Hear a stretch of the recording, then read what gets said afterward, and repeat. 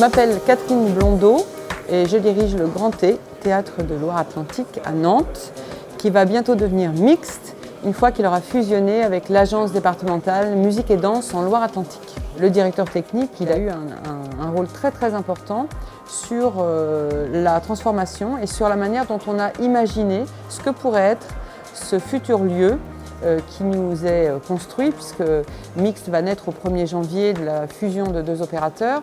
L'input du directeur technique a été primordial sur la question, la réflexion globale sur les usages du lieu, par exemple.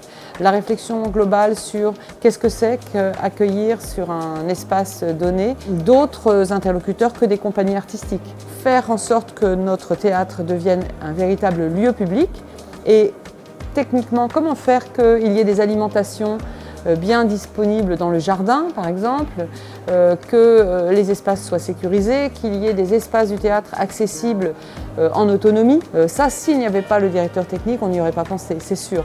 On a surtout travaillé sur les risques psychosociaux et toute la gamme, y compris les violences sexistes et sexuelles, etc.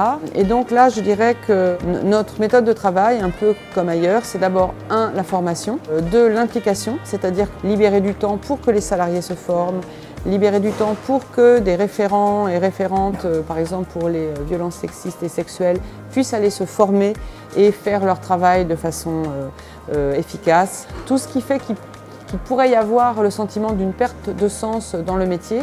Donc comment l'accompagner, comment le repérer. Et donc comme je disais, ça va de choses très construites comme de la formation, etc. à des choses très simples comme que dans la réunion bimensuelle que j'ai avec le directeur technique, il y ait une rubrique météo d'équipe. Qu'est-ce qui se passe? Est-ce qu'il y a des gens qui vont mal? Pourquoi? Est-ce qu'on essaie d'identifier? Comment on les accompagne? Etc. etc. Donc je pense que ces réseaux ils sont salutaires pour que les gens ne se sentent pas isolés avec des problèmes, croyant que c'est peut-être leur faute s'il y a des problèmes, alors qu'on se rend compte que ce sont peut-être des problèmes liés à des évolutions de filière.